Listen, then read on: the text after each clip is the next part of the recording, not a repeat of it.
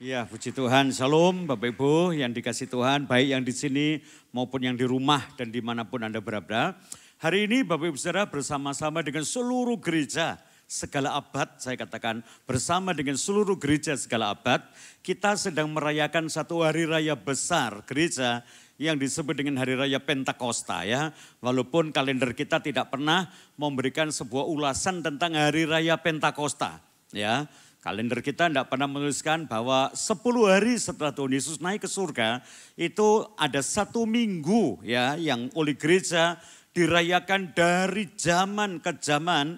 Saya sebut gereja segala abad merayakan sebuah hari raya yang namanya Hari Raya Pentakosta. Bapak Ibu Saudara ya, kata Pentakosta artinya 50 ya 50.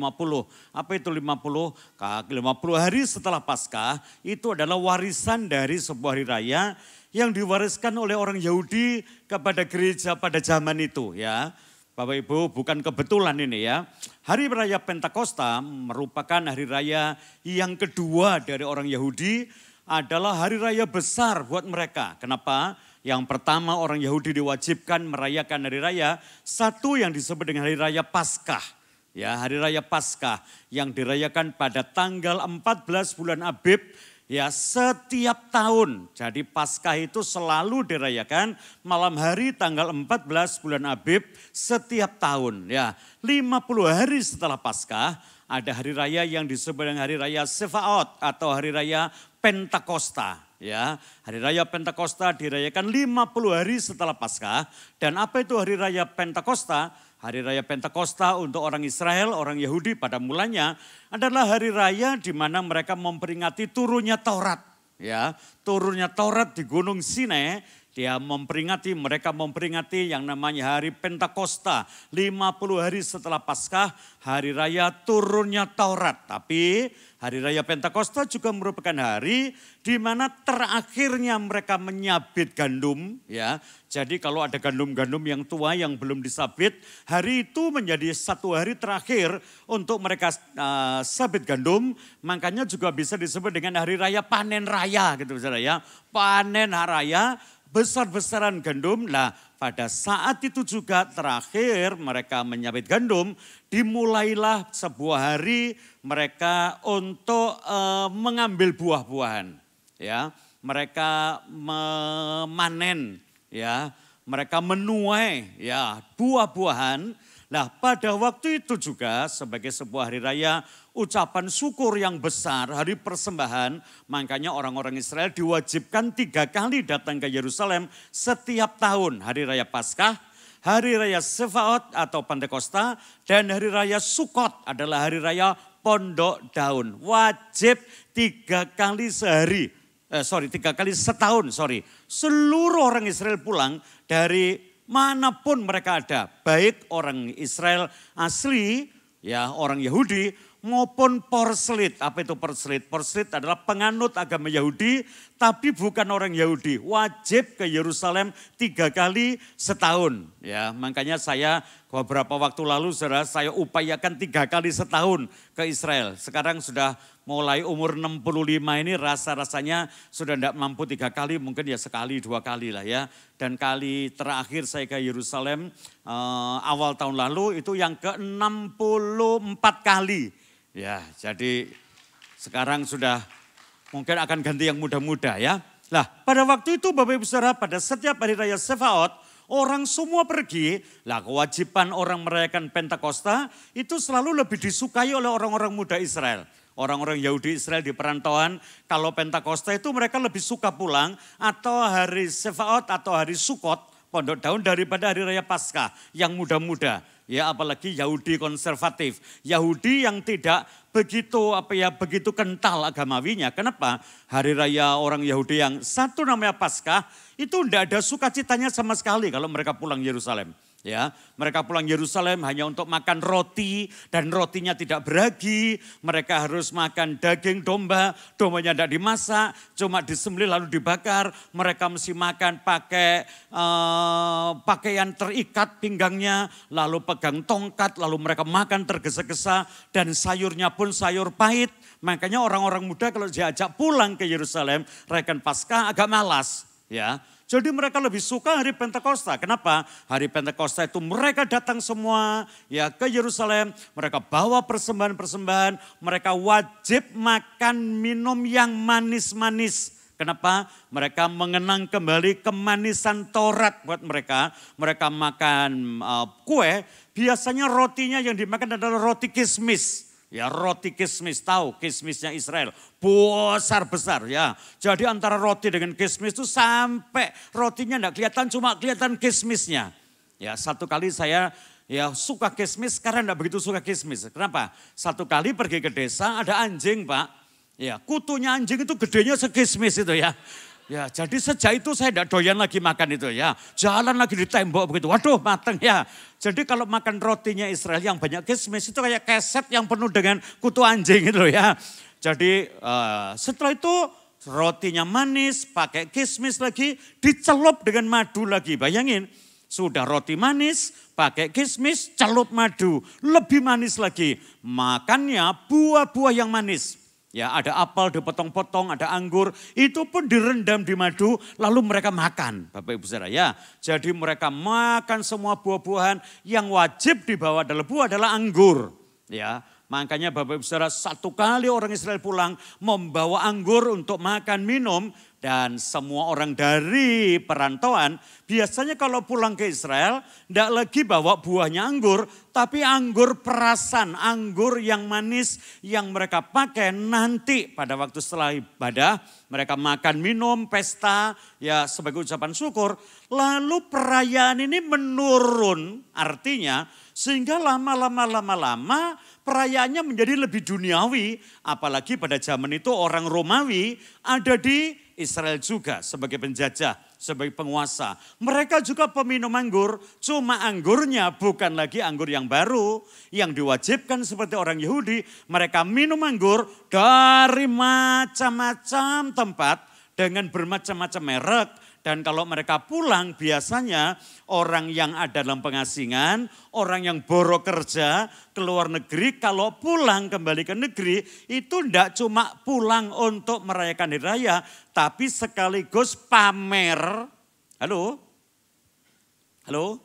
Menunjukkan kesuksesannya, makanya setiap warga Israel yang ada di luar, setiap Pentakosta pulang itu waktunya untuk menunjukkan keberhasilannya. Nah salah satu model dilihat berhasilnya apa tidak itu dari minuman anggur yang dibawa olehnya. Ya semakin mahal anggurnya semakin orang menilai dia sukses. Makanya setelah ibadah selesai, matahari mulai condong ke barat, selesai ibadah mereka minum anggur, makan roti manis sampai kadang-kadang jam 3, jam 4, jam 5, tambah sore mereka minum anggur. Akhirnya bagaimana Bapak Ibu Saudara? Mabuk setiap kali hari Pentakosta lah. Satu kali makanya Alkitab berkata waktu mereka dipenuhkan dengan roh, orang lain pikir, yang lain berkata ini ada apa mereka kok begini, ini kok bisa begini, ini kenapa dia ngomong dengan satu bahasa yang dipakai di negeri kita. Walaupun bahasa mereka bahasa Ibrani, tapi logatnya itu sudah bisa diartikannya dari mana dia datang. Ya. Makanya kalau orang Surabaya kalau kumpul gitu ya, saya kumpul-kumpul teman, lalu kumpul. Dari logatnya itu kita tahu dari mana orang ini datang. Walaupun bahasanya bahasa Indonesia, betul kan ya? Kalau ada orang, saya ketemu saya di Pasar Ratu misalnya, oh Pak Stefanus toh, dah tadi toh Pak. Nah ini mesti Semarang, dah tadi toh. Ya, tapi kalau agak berat, hai Pak Stefanus, ya tadi toh, iya itu mesti Temanggung. Ya. Itu kan semua sehau, iya, haura toh, piye gitu ya. Nah itu logatnya. Ada lagi orang dari sana, Indonesia Timur. Pak Stefanus, sulam ketika sini sulam gitu. Oh ini orang Sumba pasti ya. Jadi semua itu kelihatan. Sementara mereka berkata-kata, yang lain menyindir dengan berkata apa? Mereka ini mabuk oleh anggur. Kenapa? Dari mana dia tahu? Biasanya hari itu setelah ibadah mereka mabuk anggur. Petrus berkata mereka tidak mabuk anggur. Lah kenapa? Ini hari masih pagi, masih pukul 9. Ibadah belum mulai mungkin. New Life mulai jam 10. Betul? Tidak mungkin mereka mabuk. Nah, makanya Bapak Ibu Saudara, hari raya Pentakosta adalah hari raya yang paling disukai oleh orang Israel untuk pulang ke negerinya. Lah, satu waktu ada satu hari raya Pentakosta yang istimewa. Kenapa kita juga merayakan hari ini? Yuk kita buka Kisah Para Rasul pasal 1 Kisah Para Rasul pasal 2 ayat 1 sampai ayat 4 saja. Kisah Para Rasul pasal yang kedua ayat 1 sampai dengan ayat 4. Coba kita lihat ya, silakan Pak. Kisah Para Rasul pasal yang kedua ya. Ayat yang pertama. Ya. Pentakosta. Ketika tiba hari Pentakosta, hari raya Sefaot, terus semua orang percaya berkumpul di satu tempat. Sebentar Bapak Ibu, ketika hari raya Pentakosta tiba, hari raya Sefaot tiba, ada catatan semua orang Israel pulang ke Yerusalem, mereka menuju ke bait suci yang ada di Yerusalem, mereka akan mengarak persembahan-persembahan mereka yang selalu dinyanyikan adalah keselamatan dari Tuhan dan kekuatan juga dari Tuhan. Mereka selalu berteriak-teriak sambil berkata, ya kata-kata yang sangat diulang-ulang oleh mereka, yang biasa berkata, Hosana hatsirikahna gitu ya. Mereka semua menyanyi itu. Ternyata di tengah-tengah kumpulan-kumpulan dari raya Pentakosta ada satu tempat di mana orang percaya kepada Yesus kumpul di situ. Ya. Ini ada sebuah keterangan tempat semua orang percaya kumpul di satu tempat. Ya. Orang percaya yang mana Pak? Karena sampai pada Kisah Para Rasul pasal yang kedua, itu ada catatan orang percaya Yesus dari pelayanannya yang mulai ikut sejak Yesus melayani sampai dia disalibkan, sampai dia naik ke surga dan seterusnya. Hari itu juga kira-kira ada 120 orang percaya yang ada di kota Yerusalem dan sekitarnya. Ya, termasuk murid-murid. Ya, murid-murid ini ada di Yerusalem walaupun 12 murid ini tidak ada yang asli Yerusalem. Mereka semua adalah orang-orang dari utara. Petrus dari utara karena Petrus dilahirkan di satu daerah ya dengan adiknya namanya Andreas. Ya, berasal dari daerah Galilea. Semua dari Galilea. Satu-satunya murid Tuhan yang dari Yerusalem cuma satu. Ada desa kecil pada zaman kuno namanya Karyot. Ya, Karyot itu satu desa, makanya ada 2 orang murid namanya Yudas untuk membedakannya. Yang satu dikasih nama Yudas dari Karyot. Ya, kita sebut dengan Yudas Iskariot. Nah, semuanya orang Galilea dan mereka semua kumpul di satu tempat di sebuah rumah yang mereka tempat menumpang mulai makan Paskah pertama sampai mereka tinggal bahkan sampai waktu itu 120 orang ini kira-kira berkumpul di satu tempat pada hari raya Sefaot, hari raya Pentakosta. Terus Pak. Tiba-tiba dari langit suatu bunyi seperti tiupan angin keras yang memenuhi seluruh tiba-tiba, sekonyong-konyong, ya mendadak ada satu suara bunyi seperti tiupan angin keras yang memenuhi seluruh tempat di mana mereka berkumpul. Ya, kalau sekarang saudara itu dilestarikannya dalam suatu tempat, enggak tahu betul apa enggak. Ya, karena apa? Tempat itu sekarang masih ada, ya, ada satu loteng di tengah-tengah kota Yerusalem, tapi Yerusalem Selatan di luar tembok Yerusalem ada daerah namanya Sion, dan di Sion itu ada rumah yang dipercayai orang sebagai tempat pertama yang disebut dengan ruang Pentakosta. Sebelahnya itu ada makamnya Daud, ya. Tapi saya kadang-kadang ya tidak percaya juga, saudara, walaupun ke Israel sudah 60 kali lebih. Kenapa? Mana-mana ada makamnya Daud di atas loteng. Ya, halo betul ya? Lalu kalau saya ngomong begitu, iya ya Pak, dari tadi saya mikir, kata orang-orang. Lah kenapa? Masuk Daud setinggi itu Pak, panjang kira-kira 4 meter saudara ya. Lalu dibagi 2, ya. Saya yakin Daud dimakamkan di kota Daud. Ya, kota Daud itu adalah sebelah timur kota Yerusalem. Ya, itu ada kota, ada kampung kecil di daerah lembah Kidron selatannya. Itu ada kota namanya kota Daud, bukan di Sion. Lah, disitulah ada satu kejadian mendadak, suara angin, tiupan angin yang keras memenuhi rumah itu. Terus Pak. Dan tampaklah kepada mereka ya, lidah-lidah seperti nyala api ya, yang bertebaran dan hinggap pada mereka. Hinggap pada mereka, masing-masing mereka melihat seperti nyala api, lidah-lidah api yang berterbangan lalu hinggap pada setiap mereka, di atas kepala mereka. Terus Pak.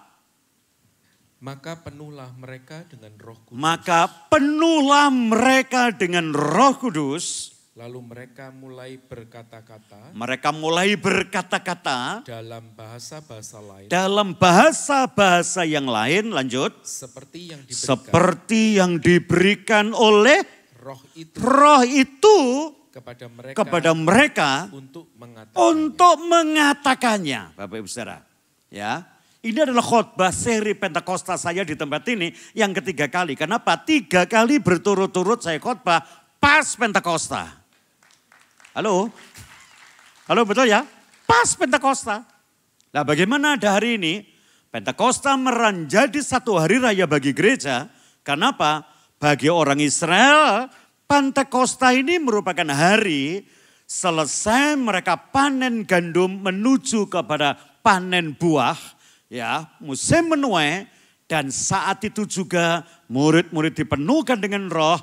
Mereka mulai menuai jiwa-jiwa untuk Tuhan. Pertama kali dengan khotbah Petrus ada 3.000 orang bertobat, memberikan diri dibaptis, berdirilah gereja Tuhan. Makanya saya berkata hari Pentakosta untuk saya dan Anda bukan lagi hari raya yang kecil, ini hari raya istimewa. Kenapa? Bersama dengan hari raya Pentakosta lahirlah gereja Tuhan. Jadi hari ini adalah hari ulang tahun gereja Tuhan. Yang setuju tepuk tangan dulu yang meriah buat Tuhan kita saudara.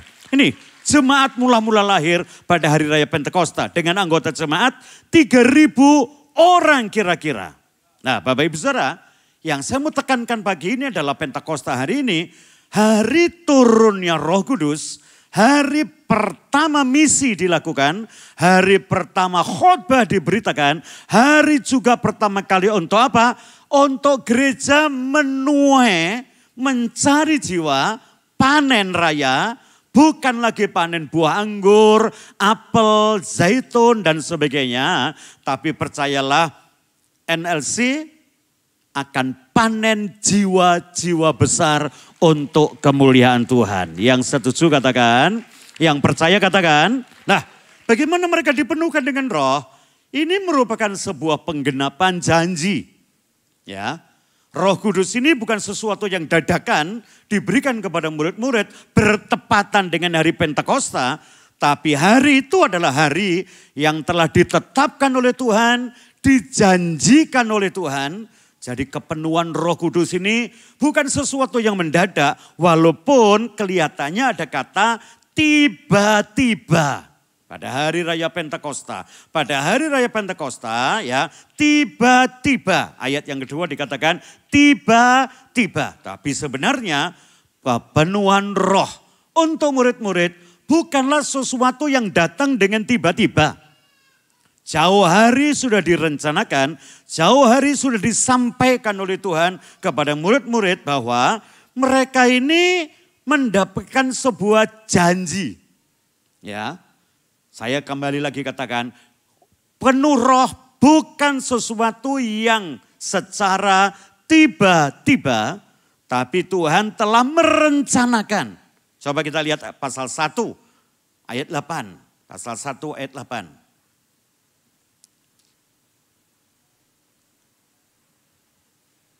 silakan. Tetapi kamu akan menerima kuasa. Tetapi kamu akan menerima kuasa Kalau Roh Kudus turun. kalau Roh Kudus turun atas kamu. Perhatikan. Jadi murid-murid ini berkata, Tuhan berkata, kamu akan menerima kuasa. Kamu akan terima kekuatan. Kamu akan terima satu gerakan. Ya, dunamos, dinamis, punya gerakan. Untuk bergerak itu kamu harus punya kekuatan yang luar biasa, punya kuasa, punya power yang tidak dimiliki oleh orang-orang lain yang sekitarmu. Dan kamu akan punya kuasa yang beda kalau Roh Kudus turun atas kamu. Berarti kalau roh itu tidak turun atas kamu, kamu pun tidak punya kuasa yang hebat. Ya, makanya zaman kuno dulu, ya ada pendeta-pendeta di sini, ada gereja yang namanya gereja Gerakan Pentakosta. Betul ya Pak ya? Surabaya masih ada loh Pak. Gereja Gerakan Pentakosta. Kalau tidak salah dulu namanya Pinksterbeweging in Indi. Itu Jalan Cempaka itu loh. Pojok sana, madep sana. Ya dari gereja Gerakan Pentakosta. Tapi juga ada gereja Utusan Pentakosta. Ya namanya GUP. Ya, GUP itu dulu namanya sending, apa namanya, Pinkster sending, ya betul ya Pak ya. Ada Pinkster sending, ada Beweging Pinkster sending. Jadi ada gereja Utusan Pentakosta, ada gereja Gerakan Pentakosta. Ya, ini kalau dipadukan bagus loh Pak. Orang kadang-kadang diutus tapi tidak bergerak. Ada orang bergerak karena tidak diutus. Banyak kan Pak ya, jadi gerak, ya maunya sendiri, tidak ada utusan. Ya dia gerak, tapi juga ada orang yang diutus tanpa gerak, ya betul ya. Nah saya katakan kepada saudara, ini ada satu kuasa, ada satu kekuatan bergerak yang akan diberikan kepada mereka kalau Roh Kudus turun ke atas kamu terus. Dan kamu akan menjadi saksi. Dan kamu akan menjadi saksiku. Di Yerusalem. Di Yerusalem. Seluruh Yudea. Di seluruh Yudea, itu daerah provinsi. Provinsi namanya Yudea. Yang dulu harusnya diberikan oleh anak seorang raja.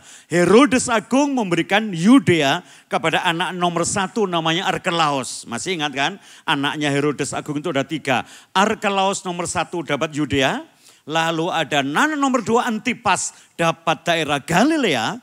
Anak nomor 3 namanya Filipus dapat daerah seberang Sungai Yordan dan Dekapolis 10 kota. Ya, tapi anaknya Herodes ya. Ini tidak bisa memerintah, lalu dipecat oleh pemerintah Roma dan Arkelaus diganti oleh orang Roma asli namanya Pontius Pilatus, itu daerah Yudea. Ibu kotanya Yerusalem. Yerusalem, seluruh Yudea terus Pak. Samaria. Sampai ke Samaria, daerah Galilea bagian barat, lanjut. Dan sampai ke ujung. Lah, jadi pada waktu Roh Kudus dicurahkan, itu Tuhan memberikan sebuah kekuatan, satu daya, satu sumber kekuatan, ya. Disebut dengan bahasa Yunani pakai nama dunamos, dinamis, muncul bahasa Indonesia dinamit, muncul zaman Belanda dinamo. Pernah pakai sepeda yang ada dinamonya? Kalau dipepetkan kepada roda sepeda lalu putar, lalu nyala itu lampu namanya dinamo. Ya, untuk apa? Supaya engkau bergerak melakukan sebuah tugas utusan imamat yang punya pelayanan, yang punya satu perintah, amanat. Untuk apa? Untuk mendatangkan kemuliaan bagi Tuhan. Dengan cara apa? Menjadi saksi di Yerusalem, seluruh Yudea, Samaria, sampai ke ujung bumi. Kamu kalau ada Roh Kudus. Jadi Bapak Ibu yang dikasihi Tuhan, orang dipenuhkan dengan roh tidak hanya berhenti sampai berbahasa roh. Karena itu bukan tujuan utama. Orang dipenuhkan dengan roh berbahasa roh, lah kamu nanti akan buat mujizat. Mujizat juga bukan tujuan pertama. Kenapa? Makanya yang bikin mujizat bukan hanya pendeta, semua orang percaya pasti bisa bikin mujizat. Yang setuju tepuk tangan, yang setuju tepuk tangan. Kan kita Gereja Betel Indonesia paling percaya ada mujizat. Tapi sebenarnya tujuan akhir orang dipenuhkan dengan roh untuk menjadi saksi. Ya, saking pentingnya, coba kita lihat pasal 1 juga. Ayat yang keempat, perhatikan, saking pentingnya. Karena pentingnya Tuhan berkata kepada murid-murid, ayat 4. Pada suatu hari, ketika ia makan bersama-sama. Setelah Tuhan Yesus bangkit dari antara orang mati sebelum dia naik ke surga. Pada satu hari pada waktu mereka makan bersama-sama. Ia melarang mereka. Meninggalkan Yerusalem. Ya.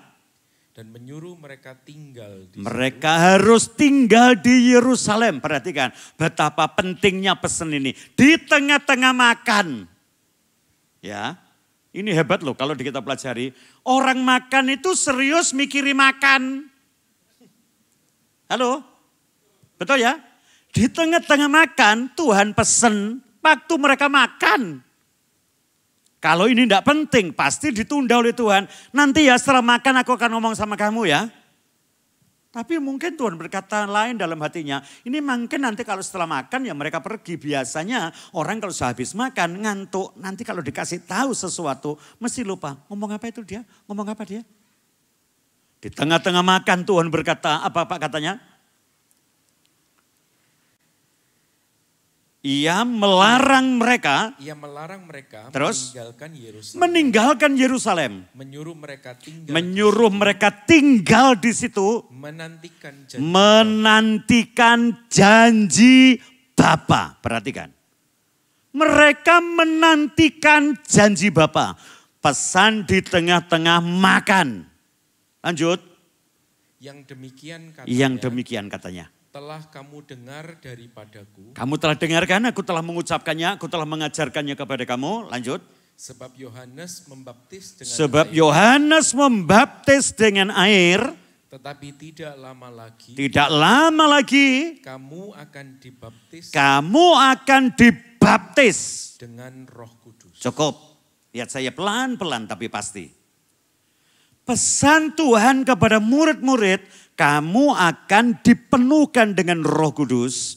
Dan kalau Roh Kudus ada padamu, kamu akan punya kuasa, kamu akan menjadi saksi. Penting loh pesan ini ya, di tengah-tengah makan loh ya. Jangan berhenti makan ya. Tapi perhatikan sambil makan, perhatikan ini. Supaya setelah makan nanti kamu ingat. Ya, ingat loh ya. Lalu murid-murid menyimpan pesan ini, menantikan janji Bapa. Makanya kalau Bapak Ibu lihat pada pasal yang sama juga ayat 12, coba lihat ayat 12.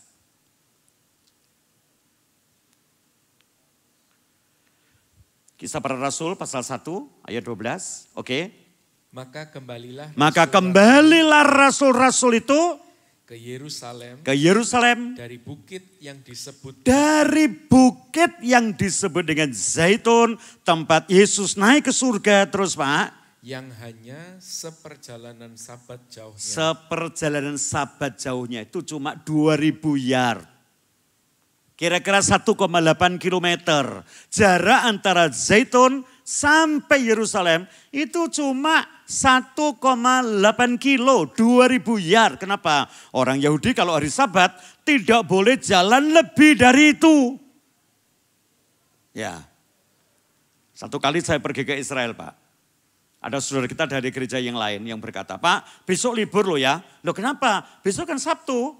Oke, kenapa? Sabat, kita kan tidak boleh berjalan jauh. Ya enggak apa-apa, ibu, bapak, satu keluarga libur aja besok. Kami semua akan tetap jalan sesuai dengan tempat yang kami akan kunjungi. Loh Pak, tidak boleh. Sabat itu kan tidak boleh berjalan jauh. Sabat itu hanya boleh jalan 2000 yard. Saya ngomong sama dia, maaf Bu, besok kami tidak jalan. Lah bagaimana? Kami naik bus Bu. Ya, besok tidak ada jalan, Bu. Besok naik bus dan saya upayakan setempat jalannya cuma sebentar. Ya, mungkin kalau dijumlah semua tidak ada 1,8 kilo kok, Bu. Bagaimana Ibu besok istirahat di kamar, di hotel, atau ikut kita jalan-jalan kemana-mana. Tapi jalannya tidak sampai 2000 yard. Kalau gitu ikut aja Pak saya. Gak ikut saya. Israel waktu itu jalannya cuma 1,8 kilo. Mereka kembali ke Yerusalem, terus Pak. 13. Setelah mereka tiba di kota. Setelah mereka tiba di kota. Naiklah mereka ke ruang. Mereka naik ke ruang atas. Untuk apa? Tempat mereka menumpang. Nah, lanjut. Mereka itu ialah Petrus, ya, Yohanes, ya, Yakobus, ya, Andreas, Filipus, terus Thomas, Bartolomeus, terus Matius, ya, Yakobus bin Alfeus, ya, Simon orang Selot, ya, dan Yudas bin Yakobus. Oke. Semua ada di sana untuk apa? Untuk menantikan janji Bapa. Nah, saya sekarang mau sampaikan kepada Anda bahwa Roh Kudus ini turun bukan sewaktu tiba-tiba, tapi direncanakan oleh Tuhan. Murid-murid dikasih tahu di tengah-tengah mereka makan. Lalu dari Zaitun mereka kembali ke Yerusalem menanti janji Tuhan. Ini bukan sekedar cerita buat kita hari ini. Kenapa? Perhatikan baik-baik. Saking pentingnya ayat yang satu ini, coba baca kembali pada Kisah pasal 2, ayat yang ke-39. Karena sangat penting, sementara dibaca, saya akan turun kepada Anda. Ini Pentakosta, hari rayanya Israel, hari ulang tahun gereja, tapi Roh Kudus turun, tak ulang, bukan secara tiba-tiba masuk dalam programnya Tuhan. Murid-murid, kamu akan punya kuasa. Kapan? Kalau Roh Kudus turun atas kamu. Setelah kamu punya kuasa, bukan untuk pamer kuasa, bukan untuk gaya-gayaan, bukan untuk penampilan, tapi kuasa itu untuk menjadi saksi. Nah, hubungannya sama saya apa, Pak? Coba baca ayat 39. Sebab bagi kamulah jemaat NLC. Janji itu. Dan bagi anak-anakmu. Dan bagi anak-anakmu. Dan bagi orang yang masih jauh. Dan bagi keturunanmu yang masih jauh, yang belum ada daftarnya. Yaitu sebanyak yang akan sebanyak keturunanmu yang akan dipanggilnya oleh Tuhan menjadi miliknya. Pentakosta bukan hari kosong buat kita ya. Pentakosta bukan hari perayaan. Pentakosta bukan hanya satu hari ulang tahun seremonial. Saya hari ini mesti turun menyampaikan ini kepada Anda. Murid-murid dikasih tahu, murid-murid, kamu akan punya kuasa yang hebat. Kuasa yang mana? Paulus menyebutkan dengan kuasa yang pernah membangkitkan Yesus dari antara orang mati. Kuasa itulah yang aku mau kenal, aku mau tahu, aku mau ngalami itu. Amin. Kamu akan punya kuasa itu. Kapan? Kalau Roh Kudus turun atas kamu. Hari ini NLC tidak boleh berkata, itu kan Pentakosta zaman lama Pak, yang dipenuhkan murid-murid, itu kan rasul-rasul, saya kan orang awam, saya orang biasa. Saya hari ini ikut ayat 39, ulangi lagi Pak. Sebab bagi kamu, janji itu. Bagi kamu janji itu. Amin. Angkat tangan, kedua tangan dibuka. Saya katakan bagi kamu. Bagi kamu. Amin. Bagi kamu. Ini kasar, ini keras. Supaya Anda pulang dari ibadah pagi ini, Anda tahu, sadar, Pentakosta bukan cerita. Ini bukan dongeng, ini bukan satu peringatan, ini bukan sesuatu seremonial. Saya ulang, Pentakosta adalah janji Tuhan untuk kamu. Lanjut. Dan bagi anak-anak. Bagi anak-anakmu. Hari ini waktunya jemaat duduk sambil mikir. Anda ada di sini, di mana anakmu? Saya hari ini telepon anak saya sebelum khotbah, di mana? Di gereja Pak, yang gede. Yang kecil di mana? Dinas tugas negara kan? Karena dokter tentara. Satu lagi ada anak angkat, di mana kamu? Duduk di situ itu. Puji Tuhan. Hari ini mulai Anda pikir, janji ini bagi kamu. Bagi anak-anakmu. Terus. Dan bagi orang yang masih jauh. Bagi orang yang masih jauh. Siapa itu? Anak dari anak-anakmu dan anak dari anak-anakmu. Karena saya orang Jawa, bukan gaya anakmu. Gaya putumu, buyutmu, canggahmu, warengmu. Anak wareng itu apa? Gantung sewur. Sampai keturunan keberapapun. Sampai yang tidak ada dalam daftar keturunanmu. Engkau tidak akan dapat memikirkannya. Itu dipersiapkan Tuhan. Untuk dipenuhkan dengan roh. Dan menjadi saksi pada masa-masa yang akan datang. Amin. Dan bagaimana orang yang dipenuhkan dengan roh? Tahun lalu saya khotbah. Daud waktu diurapi oleh Samuel, 1 Samuel pasal yang ke-16. Coba ulangi aja satu ayat ini ya. Mumpung belum nul. 1 Samuel pasal yang ke-16 ayat 13. Saya jadi ingat, ini khotbah tahun lalu, Pentakosta juga. 1 Samuel pasal 16 ayat 13. Ya. Samuel mengambil tabung tanduk. Yang berisi minyak itu. Dan mengurapi Daud. Oke, terus? Di tengah-tengah saudara-saudaranya. Lanjut Pak. Sejak hari Daud dinobatkan, diurapi oleh Tuhan. Dia tidak pakai mahkota hari itu. Masih jauh. Dia belum pakai jubah kebesaran. Nanti. Dia belum menuju ke Gibea karena istananya Saul di Gibea. Belum Yerusalem, belum, nanti. Apa yang terjadi waktu Daud diurapi? Lanjut. Sejak hari itu. Dan seterusnya. Berkuasalah roh Tuhan. Berkuasalah roh Tuhan atas Daud. Jadi orang dipenuhkan dengan roh. Itu tidak akan memunculkan dirinya. Dia justru semakin dikuasai oleh roh Tuhan. Bukan roh Tuhan yang Anda kuasai. Anda, saya yang dikuasai oleh roh Tuhan. Yang setuju katakan amin. Yang percaya katakan amin. Orang dipenuhkan dengan roh itu masalah kehilangan kuasanya dia. Tidak lagi berkuasa atas dirinya. Makanya Paulus pernah berkata, sebagai tawanan roh, aku harus ke Yerusalem sebagai tawanan roh. Orang yang dikuasai oleh roh. Nyanyi yang terakhir tadi itu berkesan buat saya. Roh Kudus itu membawa saya jalan, bergerak setiap hari dalam tuntunannya. Kenapa? Anda tidak punya lagi ketentuan untuk nuntun hidup saudara. Untuk nuntun hidup saya, yang nuntun kita adalah Roh Kudus Tuhan. Ada tepuk tangan dulu yang meriah. Dan kalau roh itu menuntun saya dan saudara, hebat. Tak cerita sebentar ya, menit-menit terakhir. Daud setelah diurapi dan dipenuhkan dengan roh. Daud itu tidak pernah sepertinya jalan di jalan yang direncanakan oleh dia. Selalu rencananya Tuhan. Bayangin. Dia jadi menantu raja. Wah, jadi menantu raja itu sudah hebat loh Pak. Sekarang jadi menantu pendeta aja orang berlomba-lomba kok. Apalagi kalau pendetanya tidak punya anak laki itu ya. Anaknya perempuan itu semua orang kepingin jadi mantunya pendeta. Kenapa? Kalau pendeta itu dipanggil Tuhan, dia jadi gembala. Betul kan Pak?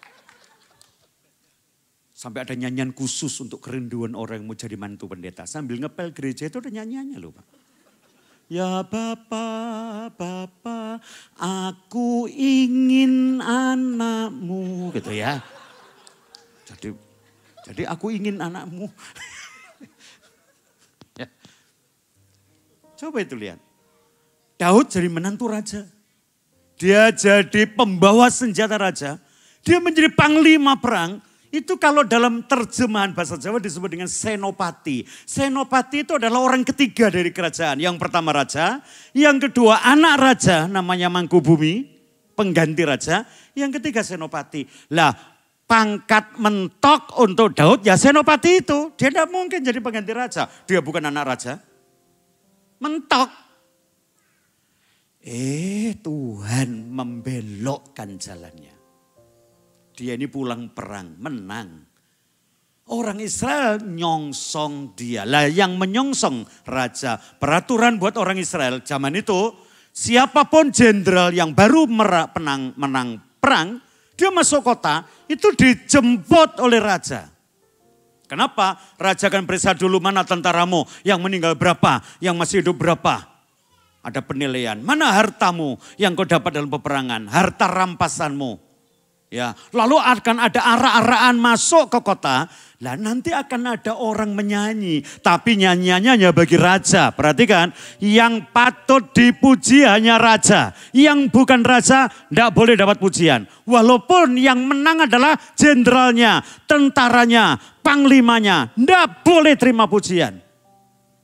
Peraturan itu ada di NLC.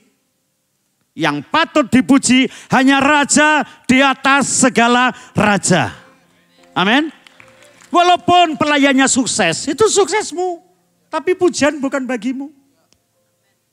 Betul kan? Saya menjadi pendeta hari ini di tempat ini, saya tidak berhak terima apa-apa. Tidak boleh loh dipuji. Pujian hanya bagi raja.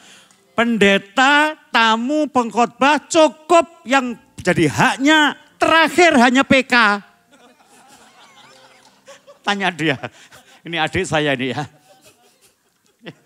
Kalau sore saya terima selalu yang pertama adalah surat ucapan terima kasih. Tapi itu tidak ada apa-apanya. Cuma ucapan terima kasih aja. Kadang-kadang tak buka, kadang-kadang enggak, sorry. Ya, jadi saya mesti tunggu waktu. Ya. Envelope itu kadang-kadang tak buka sampai rumah. Karena yang beri dia. Ya, boleh ya. Itu ucapan terima kasih. Yang kedua, selalu ada oleh-oleh makanan. Pasti yang paling akhir adalah PK. Dia yang kirim. Lebih dari itu, enggak. Pujian hanya bagi raja. Orang-orang ini memuji raja. Bukan memuji Daud loh. Memuji raja. Cuma dikatakan wanita-wanita itu menyanyi bersaut-sautan kanon. Kelompok yang sana berkata, Saul mengalahkan beribu-ribu. Kelompok yang satu nyaut, Daud berlaksa. Gara-gara ini Daud kena. Saya ngomong bahasa Jawa ya, koclok aman enggak orang-orang itu. Keki kan. Padahal nyanyian itu untuk raja. Yang pertama disebut adalah raja, Saul. Gara-gara itu Saul punya pikiran, aduh enggak bisa lanjut ini. Sekarang untuk aku 1000, untuk dia laksa. Nanti lama-lama untuk aku 1000, untuk dia juta. Harus mati. Ini apa gara-gara Saul? Gara-gara Daud. Dia terusir dari kerajaan.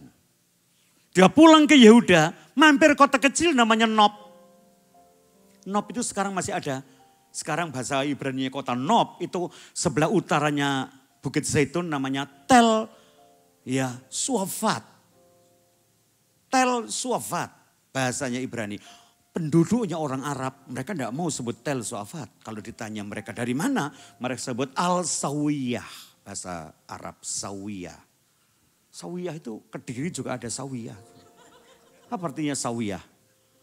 Anak cicak, Sawiyah. Anak cicak itu loh Pak, Sawiyah.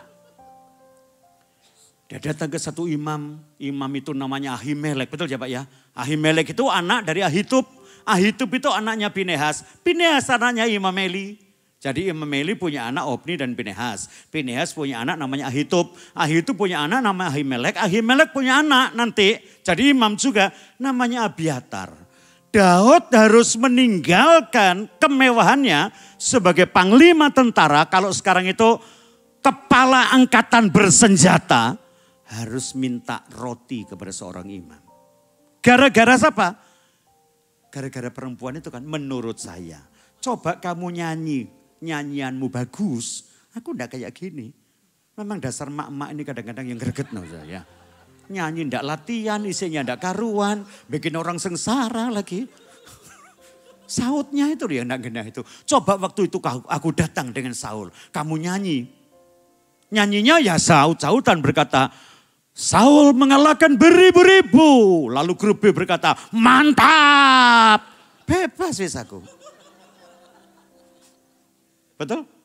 Atau kamu nyanyi yang lain. Dulu kan kalau kita sekolah minggu seringkali ada kanon. Yesus ada sobat kita, Yesus ada sobat kita, amat tulus dan benar, gitu kan? Jadi nyaut-nyaut gitu ya. Makanya ada orang berkata kalau aku nyanyi sautan, nyanyi terus saut gitu ya, bukan itu maksudnya. Ya, hut gitu ya, disaut. Kalau tentara-tentara pulang dengan Daud, Saul ada di sebelah. Wanita nyanyi misalnya enggak nyanyi itu, selamat juga dia. Lah nyanyi apa Pak? Burung kakak tua. Selamat kan? Orang yang dipenuhkan dengan roh. Dipimpin oleh roh. Dibelokkan oleh roh. Dia enggak pernah marah. Bukan gara-gara mereka, tapi Daud berkata, Mazmur 37 ayat 23. Mazmur 37, 23. Coba. Apa kata Daud? Mazmur 37 ayat yang 23. Okay. Tuhan menetapkan langkah-langkah. Tuhan menetapkan langkah-langkah orang yang hidupnya berkenan kepadanya. Jadi yang menetapkan langkahnya Daud itu bukan nyanyian wanita-wanita. Yang menetapkan langkahnya Daud bukan Saul. Sejak dia diurapi Roh Kudus, Roh Tuhan menguasai Daud, dibelokkannya Daud ke jalannya, dia yang menetapkan langkahnya adalah Tuhan. Lah kalau orang sudah nurut, dalam tuntunannya, nyanyian terakhir tadi itu loh. Dia ada dalam jalan Tuhan. Lanjut Pak. Apabila ia jatuh, kalau dia jatuh. Tidaklah sampai tergeletak. Tidak sampai tergeletak. Lah kenapa? Sebab Tuhan menopang tangan. Penyebab utamanya apa? Dia jalan di jalan yang ditetapkan oleh Tuhan. Saya masih ingat, Pastor Irwan waktu itu masih SMA. Kita layani bareng-bareng. Di Kertajaya, di satu showroom, di atasnya showroom itu ya. Sebelahnya Susana apa itu ya. Dia melayani, dia pimpin pujian, saya ingat betul. Dia pamit saya. Pak Silvanus, bulan depan saya tidak layani lagi di sini. Loh kenapa? Saya mau sekolah di Australia. Ingat saya waktu itu. Ya sudah dia berangkat Australia, kuliah di Australia. Pikir saya dia pulang, jadi ahli ekonomi lah, jadi apa gitu ya. Ketemu lagi dia, di mana? Di Jombang. Lah kok di Jombang? Rambutnya masih gondrong ini. Betul, dia duduk di sebelah saya. Lah kamu kok di sini? Iya. Nah terus? Ya begini. Sekarang kerja di mana? Saya melayani Tuhan. Benak saya ini mikir. Wong kate pendeta kok mblakar nang Australia bareng kok lapo gitu ya. Ada apa kalau mau jadi pendeta aja mesti ke Australia. Saya yakin di dalam hidup gembala kita itu ada jalan yang Tuhan belokkan. Amin. Orang dipenuhkan dengan roh, ndak punya kuasa, justru kehilangan kuasa. Kenapa? Yang menguasai dia bukan lagi dia, yang menguasai dia adalah Tuhan. Amin. Mungkin hari ini Anda yang datang perayaan Pentakosta, ada yang sangat kecewa dengan jalanmu yang berubah. Gara-gara dia Pak, aku kehilangan pekerjaan. Gara-gara dia Pak, masa depanku berubah. Gara-gara dia Pak, aku jadi begini. Tidak ada orang yang sanggup jadi gara-gara buat kita. Karena semua jalan kita ditetapkan oleh Tuhan, Roh Kudus. Amin. Siapkan hatimu. Roh Kudus akan memenuhi engkau. Mungkin dia akan rubah jalanmu. Mungkin dia akan pimpin di jalan itu yang sama karena memang itu jalannya Tuhan. Tapi yang saya tahu satu, orang dipenuhkan dengan roh harus dikuasai oleh roh. Dia kehilangan kuasa, tapi dia dapat kuasa yang lebih besar. Dan bagaimana waktu Petrus dapat kuasa, murid-murid dapat kuasa, orang percaya dapat kuasa, hebat loh, luar biasa. Sebagaimana kehebatannya, nanti sore pukul 4 di tempat yang sama, gelombang yang sama dalam cerita berikutnya. Tuhan memberkati kita sekalian. Puji Tuhan. Yuk kita berdoa sama-sama. Terima kasih Tuhan, terima kasih. Kami buka kedua tangan kami di hadapan-Mu.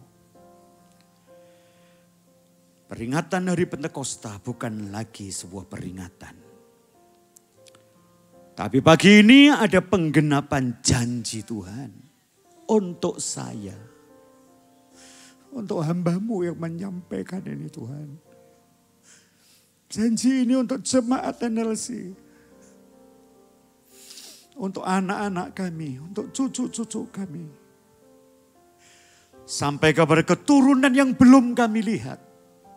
Yang belum terencana dalam hidup kami. Betapa baiknya Engkau. Mereka belum lahir. Rencanamu sudah ada. Keturunan kami, anak cucu kami adalah orang-orang yang menerima janji. Mereka akan dipenuhkan dengan roh. Mereka dipimpin oleh roh. Mereka dikuasai oleh roh. Dan hari ini mendahului anak-anak, mendahului cucu-cucu. Kami membuka tangan dan hati kami kepadamu. Masuklah dalam hidup kami ya Roh Kudus. Penuhi kami. Kuasai kami. Bawa kami kepada jalan yang Kau tentukan. Dan kami percaya di jalan itu walaupun sulit. Terjal, naik berat, kami jatuh. Kalau kami ada dalam jalan itu, Engkau pasti menopang tangan kami. Kami akan pulang dengan kekuatan, kami akan pulang dengan kuasa yang baru. Karena Tuhan ada bagi kami. Di dalam nama-Mu Tuhan Yesus, kami panjatkan doa kami. Haleluya.